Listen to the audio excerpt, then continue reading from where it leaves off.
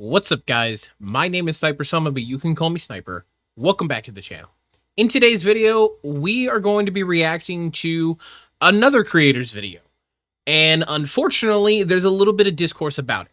You guys have noticed that in my videos the last couple of weeks, we have been talking about the difficulty of Wilds, if it's as good, if it's as bad, kind of just everything about the game. Well, today we're going to react to someone that's pretty popular in the Monster Hunter community, who created a video called The Death of Game, Monster Hunter Wilds. Unfortunately, if you guys are active on social media like I am, especially with other creators, you will see stuff like this. People with varying opinions. And because of that, it can kind of lead to some very strong opinions on both sides. I don't think the game is dead, but this is my first time watching this video, and I know that there's a lot of people that may share the same sentiment as the gentleman here.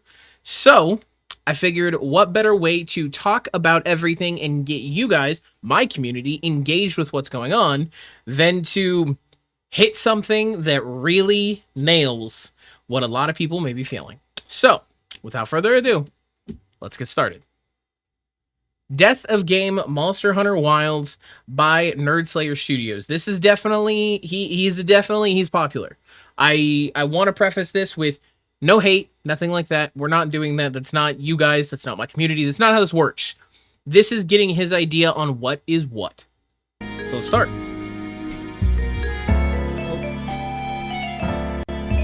There we go. Had it on the wrong one. Hello, detectives. We have another case that has us returning to Japan, the land of online RPGs that almost always focuses more on action, graphics, and power gaming and progression in their games. While we have already covered the founding pioneer in the genre, Phantasy Star Online, being a pioneer in more ways than one for Japan as they brought them online and online on console too, a unique element of their market in fact. We haven't covered the much bigger commercial hit series, though, that spawned from its foundations, Monster Hunter. For reference, while Phantasy Star Online was widely successful for its time by comparison, it made somewhere in the I realm remember of 1 playing to 1.5 Fantasy billion Star over its Online long life on cycle, the over like 2 major PSP titles. way back in the Compare day. this to Monster Hunter and you see the difference in scale, as it was able to make well over 8 billion in revenue. The Monster Hunter franchise accomplished this by establishing a working formula. You choose your weapon type serving as your class, party and teammates, usually other players like in Phantasy Star Online, and you choose which monsters you wanted to hunt, as the series name implied. This successful and simple formula has netted the series a bunch of titles, but the series was largely local until the massive success of Monster Hunter World. Very true statement. Monster Hunter World was the breakthrough. To sell a combined whopping 44 million I had never played one every before Worlds, game in sales combined and prior. now here we are. Since then, the Several years later, continued to grow, managing to continue to sell quite well and make a presence that is now known way more globally than just its most popular market in Japan. It's true. This was all Same thing with like Final Fantasy games, Square Enix. That was Japan to start and ended up blowing up into what we have now. While this title would manage to blaze through selling 8 million copies in just a jiffy, it would ultimately peter out at just about 11 million copies sold, a far cry from their last few titles. And since I already don't like that. A far cry from the last few titles. If I remember correctly, Rise ended up selling somewhere around like 10 million copies, and I think World and Iceborne sold like 14 million. So like even if we're only at 11 million copies of Wilds, this is also before the DLC dropping. I think that comment's a little, I don't know, this is making me feel like it's going to be a little more of a has been speaking down on than an informative. Titles there are rated very positive by comparison. The game's population started incredibly positively, and now as of May of 2026 is sitting at less than 2% of the original game audience, having lost the other 98% in just over a year. Well, what went wrong with the most popular ORPG or MMORPG franchise globally, and a founding father of the genre, having been putting out titles in that field for 22 years now? We will find out that and more, including, most importantly, the largest contributing factors to the failure of Monster Hunter Wilds. The death of the game. I see. I think this is immediately where I'm going to disagree. The failure of Monster Hunter Wilds was not It's not a failure. It's not. There is a certain player base that keeps playing the game after Monster Hunter games. That's how it works. But the problem is that when everybody initially hopped on Monster Hunter World, nobody had experienced that formula before. There was no anything. You went, you played, you grinded it out. That's it. It was the first of its generation to really be mainstream. Now that we've had World, Iceborne, Rise, Sunbreak, and now Wilds, the formula is the same, but people are better at the game. People are more efficient at the game. And because of that, there also isn't a DLC right now, which means anybody that's already beaten it doesn't have much to do. So I don't know if that's a very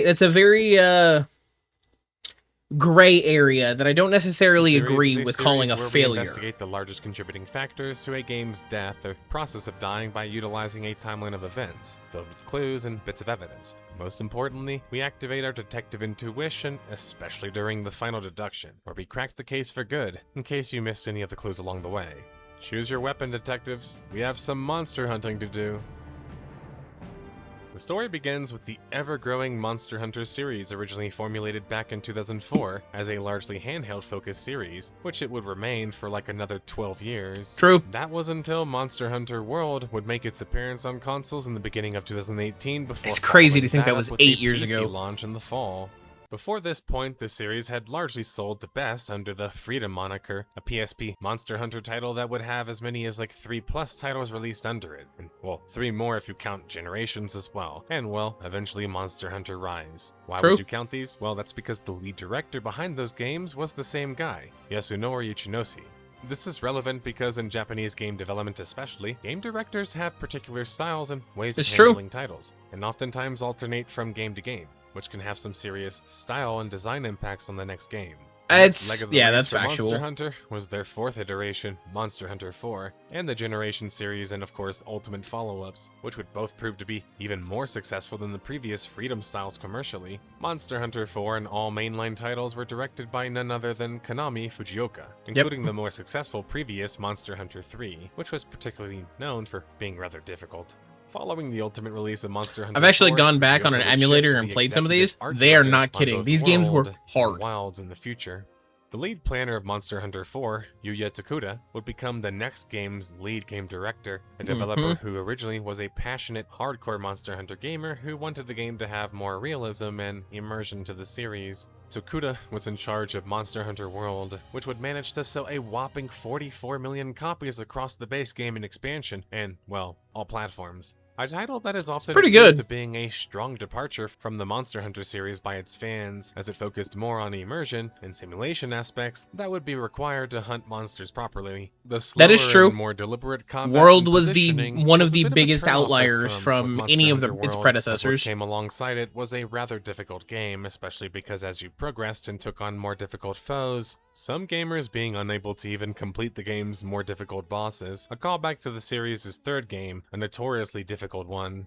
This was significant because, as Capcom would later confirm, a large amount of the next title in the series' focus would be trying to meet a wider range of players, including cutting down on things like travel times, allowing for auto-travel mounts, and more, as we will discuss later on.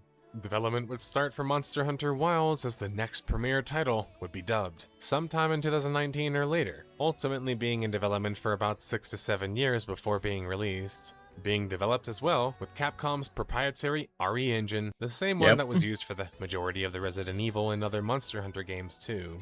But Capcom wasn't just focused on the next major Monster Hunter title, Wilds. They were also cooking up another Monster Hunter title, one that was a bit more handheld and console-focused. Rise and Sunbreak, originally on the Switch. Switch. Ichinoshi of the Freedom and Monster Hunter Portable fame, which was kind of like the majority of the audience, like both literally and historically at that point. Well, of course, up into World. Yasunori liked making his games have simple focuses, where shining in the action combat and overcoming your foe department, there was on a different note, wire bugs were such a sick addition to Rise.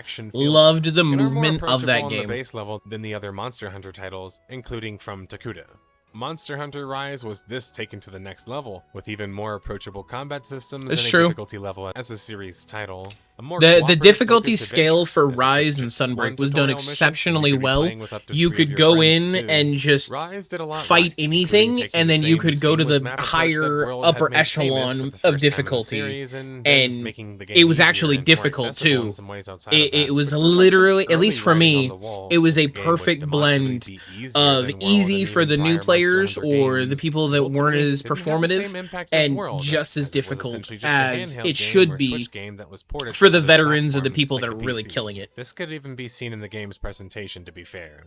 It still sold massively impressively at 28 million copies sold, including with its expansion Monster Hunter Rise Sun. Okay, so Though 44 over half of million the with game's World sales and had come Iceborne on from all just the platforms. Switch. 28 While millions. Wiles was Takuda's game, I think Rise was really worth mentioning because it's the closest comparison to Wilds in many ways, even over World. It's the in my immediate opinion, predecessor. all It the makes way sense. down to the game's base design. Main difference being, on the surface, Wilds was looking to be a serious player on PC, like World was. Yeah. Taking elements from Rise's Wilds design being there the might have very proven first problematic Steam or because of that, PC though it did mimic one Monster major Hunter aspect game, of World's definitely design, led which it was to how be progressing through the in main a story or great spot campaign because would be there is a linked to lot your more PC progress or gamers gameplay now and than there multiplayer, were which would 8 years prove ago. to be quite problematic later on. Monster Hunter Wilds would be publicly announced December 7th, 2023. Fun being the fact, first time the December public really got 10th, to see how I actually serious think was the title very was and, first like, the day that I production started aspects, doing both in how many high-quality daily trailers would be Elatrion turned out hunts and how until high-quality the Wilds came out. cinematics were for them. Not a whole That was lot actually of info was released pretty about much the game's beginning of the actual YouTube channel. systems, though, and the reason that was significant was that they were introducing many of them for the first time for the series, and by not revealing them before launch, they couldn't really draw upon feedback from that, I would think.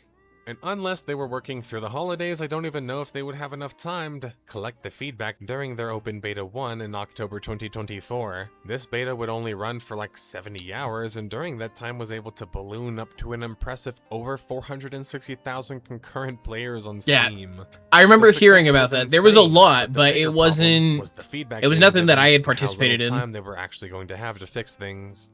Wilds, like World and Rise, had an open world, but a much bigger one, with some zones being like 2 to 3 times the size. Yeah, from the games. maps This were alongside how the title huge was in clearly Wilds. It makes me highly very focused on excited for the DLC to see high-fidelity how big they graphical get. presentation would contribute to some serious performance issues plaguing players since the fall 2024 beta.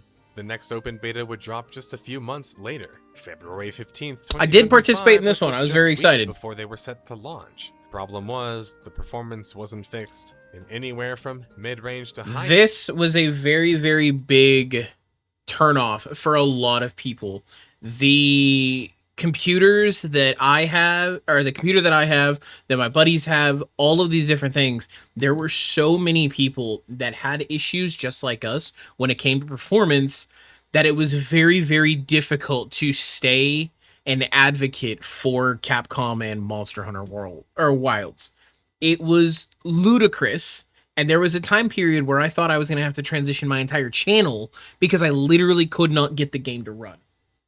So at least on that aspect, I would say he is 100% right. This is, it was a problem. And he's only talking about the beta right now, but it wasn't only the beta. It lasted. And PCs were suffering from the CPU heavy bones of the game, and alongside the high-res texture pack that you would need at least like 60 Not gigabytes sponsored, of RAM but to use. Ghost Raspberry The Cream is DLSS delicious. system or temporal upscaling was also a mess and often required, as it would make your game unknowingly blurry in the process, but This is increase true. your performance. Even on consoles, Wilds was suffering, as it would even drop from 60 frames in the performance mode. And that was with Consoles, a it wasn't scaling as internal bad. resolution that could sometimes I'll say drop that. as low as Console 720p, was not as with the bad. It higher was still quality a mode only little being able messed to up. scrape just Still some 30 issues, frames. but Wilds most of it gorgeous, was though, frame rate but at issues, what not cost? legitimate Its giant map crashes size and and likely horrible high pixel textures. count was causing innumerable performance issues. And considering this was just weeks before launch, there was no way that Capcom could actually alleviate these issues before. This is true. Despite the stellar marketing the game had been pushing, would likely lead to a lot of copies bought and then quickly abandoned. Monster Hunter Wilds would launch globally and on all major platforms February 28th, 2025. Ended up including pulling where an we're gonna all-nighter focus to the play most, this that night. Steam PC launch. First tackling the critical reception of the game though, which was actually pretty fantastic at 88 out of 100 from 100 plus different critics. For example, It was IGN good. Japan was quite high on the game, rating it a 9 out of 10, where they would call its world meticulously crafted and vast, and explain that they had very little complaints about the game, such as just the game's story Shout pacing near out, the end. Nudra. Love that IGN fight. Japan enjoyed the Cephalopods are noob-friendly sick. system of wounding now added to the game, where you could stun monsters by targeting their weakest parts. And I do like sometimes the even wound mechanic. It repeatedly makes stun sense. them, I mean, if making you it sit quite there and easy you for cut the beginners exact and same pretty much part of everyone an else apple, alike. eventually it's IGN going to end up West, if cutting. you would So like to the call wound them that, system would does rate make it a bit sense, lower at an 8 anatomically out at of least. 10. Saying it was an obvious smoothing of some traditionally rougher edges of the series, in smart ways in their opinion, and that its flexible combat was some of the best in the series yet. I would agree. I think the combat in Wilds is absolutely amazing. Reasons, to put it bluntly. I think it's Wilds was a perfect seamless, review it's game, where it was smooth, very it's much very, designed very more nice. so for the first time, with its narrative-driven story mode campaign, to be beaten by its player base, and completed, which you can do in just like 15 hours. But I would agree with that. The story and the narrative drive of all of it was much, much easier. I would say that the difficulty spike in the story is about like this. And then once you finish the story, it goes from the end of this little chunk and it just all the way over here. The difficulty spike is good for the people that want the challenge, but for the people that just want to play the game, I don't think it was good, which goes back to what I was saying about Rise and Sunbreak being a lot better at kind of incremental adjustments with a whole level of difficulty scaling. no difficulty to speak of along the way, really. True. It was like the perfect video game journalism game. But once you start to evaluate the player reception and reviews of Wilds, you realize that the critics and players had vastly different experiences for some obvious reasons I'm going to outline shortly. On Steam, from 80,000 plus Steam reviews, Wilds was the worst rated Monster Hunter game on Steam yet, at just 69% with a mixed score. The largest complaints largely ignored or unnoticed by the video game media, were that the performance of the game was absolutely abysmal. The with some performance players was. having extremely powerful PCs, still eventually running into performance issues where they would have to clear their I have a after buddy every that user has update, a and worse, crazy unplayable computer. for those without a spaceship. And there were The so next many major issue times was that the he would go to difficulty level play of the and it game would was just be non-existent. almost He all would the way drop to through. 15 Even frames. non-veteran Monster Hunter gamers were And it would be claiming the that they only were thing able to running. beat the story without ever dying a single time, and doing That's it true. even completely solo as well, which was made significantly easier to make the game apparently more approachable to more kinds of players. Yeah. And veterans were claiming, according to my sources, that the game was essentially easy mode up until the later updates would add some more challenging fights. I would agree. I would agree. The game is definitely easier when it comes to the base game. And that what I mean by that is pre-title updates. It was significantly easier than it should have been. Zoshia was the first monster that I think I really struggled with, and even that struggle didn't last very long once I learned how the actual patterns and the mechanics worked of the fight.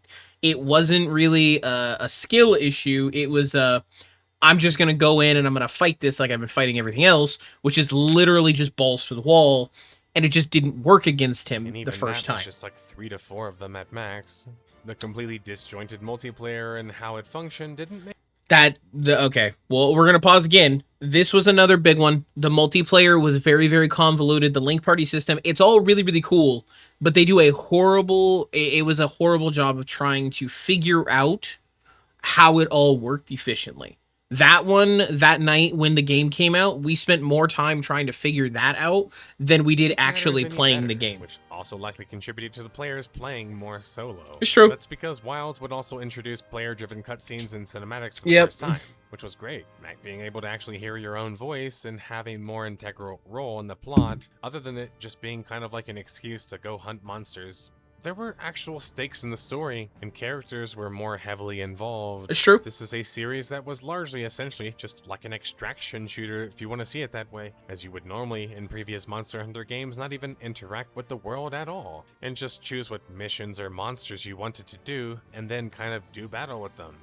This means that even if I think the game should have more story in it, many players who enjoyed Monster Hunter as a whole would likely disagree, as it's something True. that they weren't particularly used to. especially with it being so mandatory and not particularly challenging in Wilds, whereas you didn't have a choice and your friends would get kicked out of your party while playing through the story and transported elsewhere during cinematics. It's And true. even having strange quirks like allowing grouping and environment link only to certain areas, blocking off the ability to actually walk It around was the a map good and system in explore, theory having to that did reform your not group every time work instead, super, which is just super strange well. with Monster Hunter. It Wilds being an definitely could have ORPG been at its core, polished and, a bragging lot about more. having this I agree with seamless that. open world.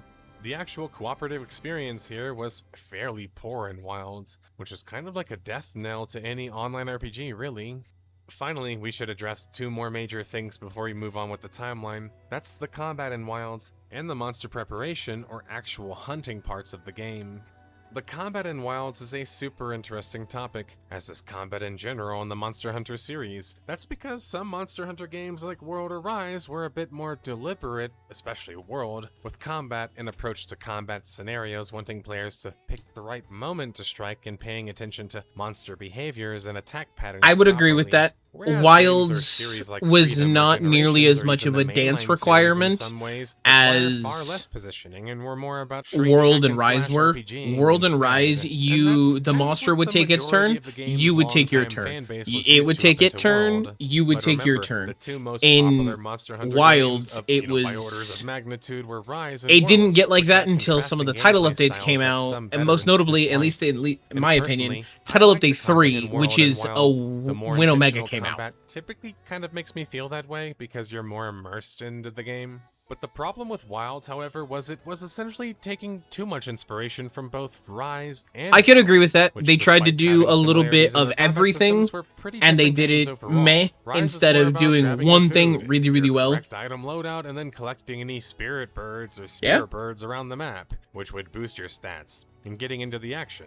rarely needing you to like take a pause, heal up too much, or have to rethink your strategy other than just banging on things. That was because Rise was designed by the largely portable focused developer and director, Ichinoshi, who never really seemed to be interested in other styles of combat, whereas World and Wilds were directed by Takuda, who originally was recruited into the franchise with the big goal of making monsters have real noticeable behaviors. In a world with a proper ecosystem, Takuda was more focused clearly on things like immersion and World's story.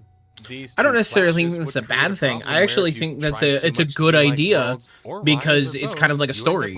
If you can't get invested in the first couple sentences of a story, you're probably not going to be interested in the rest of it. But the game is too easy, which makes the combat actually worse because it removes the need to actually have slower and more intentionally paced combat.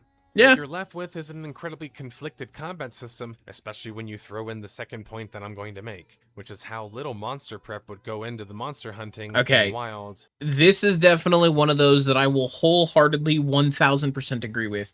The amount of prep needed to actually go in and fight is so little in comparison to its predecessors.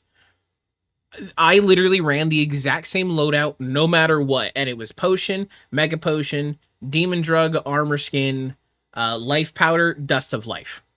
And then on occasion, I would take traps, and even for a little while, I would take bombs, but that was pretty few and far between because most people used paralysis instead of sleep. This one, I would agree with 1,000,000%.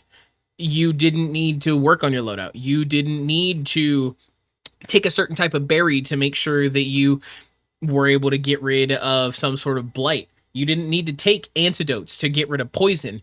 Everything was just kind of put into a spot where, at least for me as a player, I wasn't scared of what was going to happen in the hunt, that I just kind of brute forced it and kept going, which is why Dragon Blight didn't matter. Water Blight, Frost Blight, none of these mattered. It was just kind of, oh, let me spam my dodge, my roll. Okay, cool, it's gone now. Guess I don't need all of these different items. I would agree with this one. Which was kind of like analogous to the series, largely. In I would agree. World and previous Monster Hunter games, there was so much prep work in the previous games. I would agree. Adding many quality of life features with World, such as a base camp allowing you to be easily resupplied.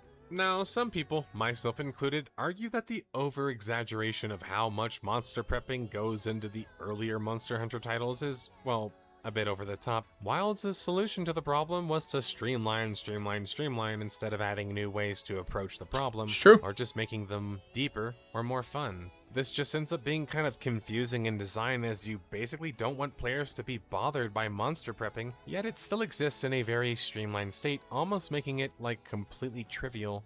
I think Tokuda needed to make the choice to expand more of these systems rather than just streamlining them, because if you only streamline and just file away even the sharpest point of a stick, you're eventually gonna run out of stick. And that's the worst thing about Wilds, ultimately, in the end. It's just an oversimplified and filed-down version of the Monster Hunter franchise that happens to have an incredibly alienating multiplayer system and piss-poor performance to boot.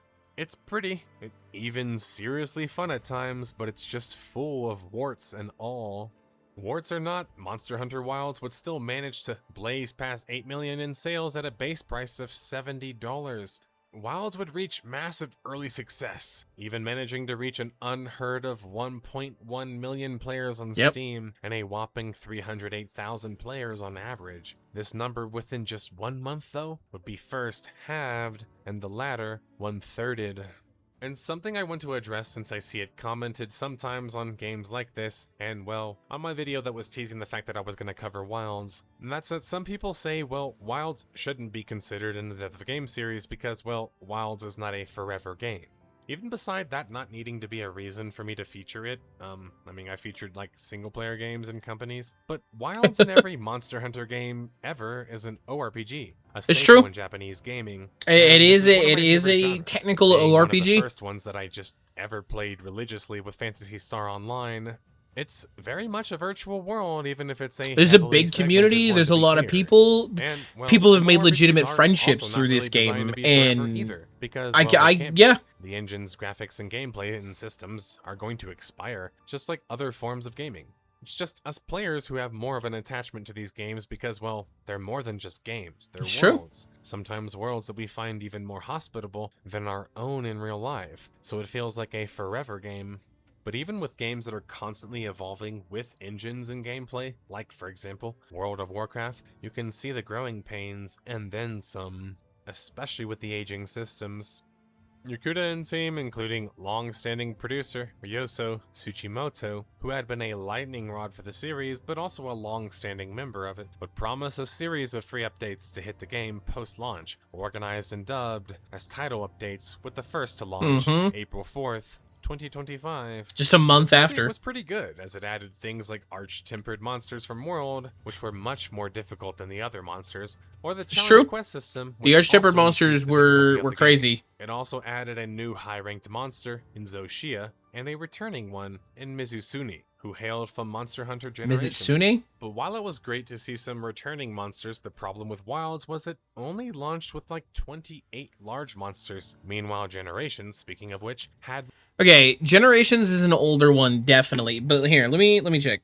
How many monsters in Monster Hunter World base game? So in the base game of Monster Hunter World, we had 36 large monsters.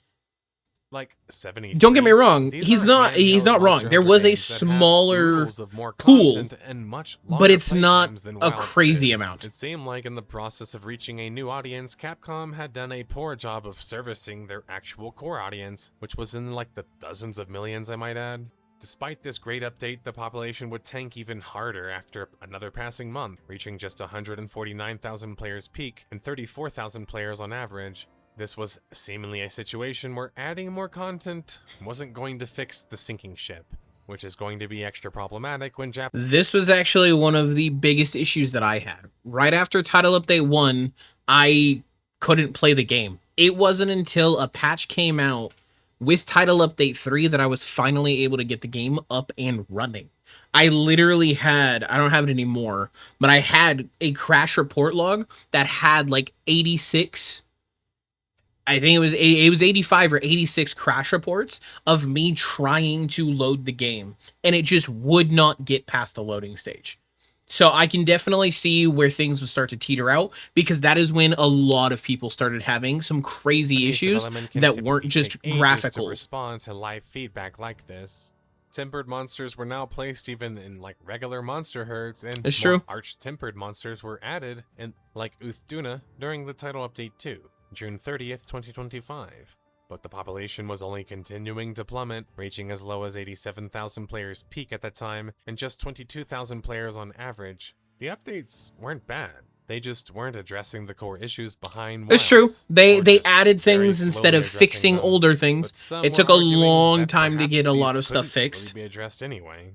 Title Update 3 would drop September 29th, 2025, and in my opinion would add the most difficult encounter to the game yet. Absolutely one of the unlucky hardest crossover monsters from Final Fantasy in XIV. the But series this was like for any 7 new months player. after launch, and although it had a positive population movement, This was an with the peak absolutely population phenomenal jumping up title about update, by the way. 20,000 The players, armor, the I think fight, this new just difficulty everything about jump it was was great so, and much so needed. But it makes me good. wonder how much of it could have helped. Had It just been makes done me wish it earlier. would have been done But heavily sooner. relying on another titan in Japan, in the case of Final Fantasy, was a trump card that they couldn't just keep playing every single time or potentially ever again.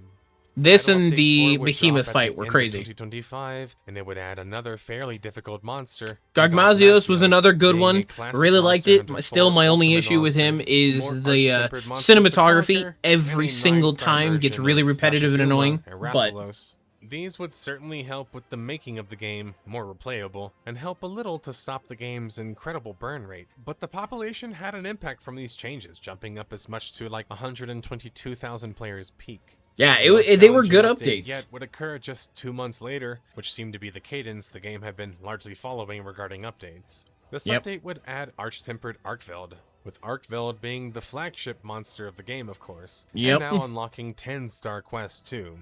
But really, what was most important to me about this update was the fact that it clearly seemed to be a preparation for something larger, perhaps an expansion, as it would finally actually address the game's VRAM issues, shader It's true. problems, The beginning and of overall 2026, when they performance on PC and finally did consoles. everything that they It needed really to sucks that this update for took a year PC, to formulate, made as it this sort of so update happening much even just 6 more months prior bearable. would have done wonders for the The game, problem but the is population would that jump it up a was bit, so reaching late into its 85,000 players cycle peak during that this there were time, so many but people failed that to had already maintain given that up. for just 2 more months, with the game's population falling as low Really as cool community 32,000 concepts, by the way. players peak in April of 2026. Shattersteel Greatsword is More a importantly, phenomenal the looking update in weapon. February of 2026 was the confirmation that Capcom, from producer Tsujimoto, had already been working on a quote large-scale expansion, Yep. which was typical for the franchise, who had some rather positive recent expansions in Sunbreak and Iceborne.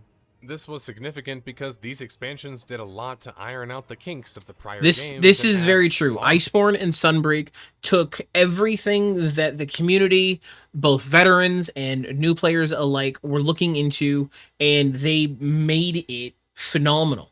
World-based game had a lot of issues, believe it or not. Same with Rise. Both of them had their struggles, just like Wilds did. I just think that the expansions fixed a lot of those issues, and people look back on them with rose-tinted glasses. The thing about Wilds, at least to me, is that it's not a dead game. We're just only comparing half of what it's already done versus 2 completed full portions of its predecessors. And that's an unfair argument. You can't expect everything to be perfect when we don't have everything yet. We still have a lot of time, and at least in my opinion, if I were to take a look at the base game of World, the base game of Rise, and the 2 expansions that they had, I would say that both Iceborne and Sunbreak were better, more complete, more entertaining, and more fun than their predecessors, their base games. Which means if they continue that formula, Capcom does, we are going to end up having a more fun, more enjoyable, better DLC with Wilds than we did with the base game. Because of that, I would say that we're far from dead. Some It just players takes were even time. feeling like the expansion here in the case of Wilds could make the same major difference. Yeah. But having spoken to some of my hardcore gamer sources, they told me that unless the expansion can address the core issues that players were having with the game, it's just going to be more things to do in a container that people really weren't totally thrilled about.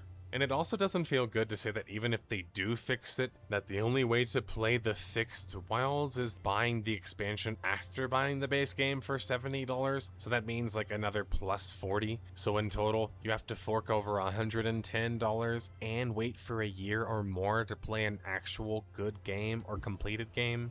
Come on, Capcom. Now, I would disagree with that statement a little bit. Not only do the Monster Hunter games go on sale all of the time, so you're not really spending that price, but I would say that you're not waiting a year or more to play a completed game. You played the completed game. You're about to play the completed game. You are now going to play an extension of the completed game. But it also means that all of the progress that you made at the beginning ends up translating into experience, gear, as well as enjoyability, and you have something to compare it back to when you get to enjoy the DLC. The idea behind this is that you have to wait over a year to play a good game, at least to me, is very just false. It's not a bad game. It just doesn't cater to everybody, and that's okay. while some players might feel you can't measure the success of Wilds by its player count levels just a year removed, you can for two major reasons. First, if you consider Monster Hunter Worlds' reception and player data on Steam, you see a much different picture.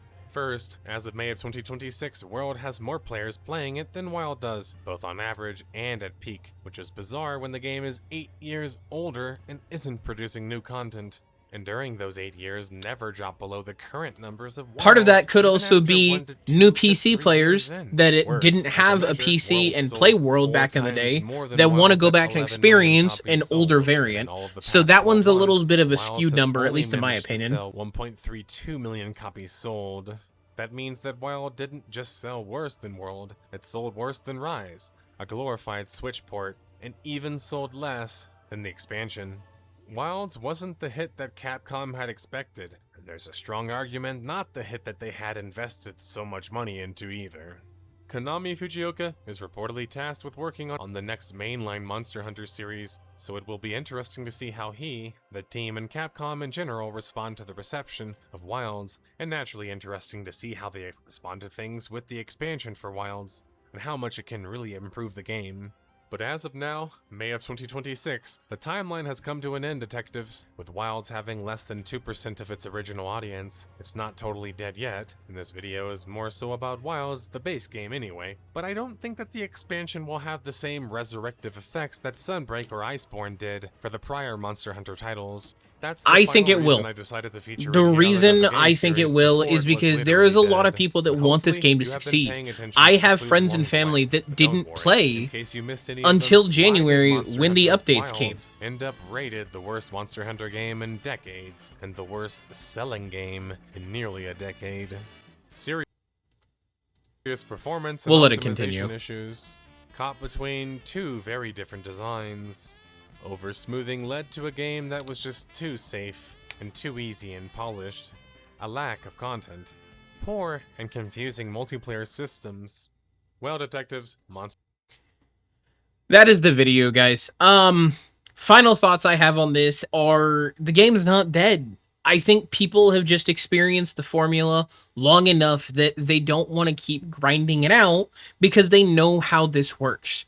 I remember playing World into Iceborne and Rise into Sunbreak, and every single time I tried to prepare for the DLC, I would turn around and I would almost instantly lose the gear that I had grinded so hard for in turn for DLC gear.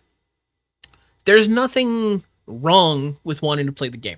Let me preface that with this. And there's nothing wrong with this guy's video. In fact, he actually went through and said everything a lot better than I would have expected most people. I just think that there is a little bit more of a disparity between what most people are going to consider successful and non-successful. I would say that the peak player count, the Steam charts, the whole bit, all of those are really, really great things. The problem is they spent Capcom spent a very, very long time fixing some of the things that everybody had an issue with. And I get it. It makes sense. It takes time. It's not an overnight fix. However, what a lot of people fail to realize is that because of that, you might have lost some of your player base. There is a chance, though, that it all comes back.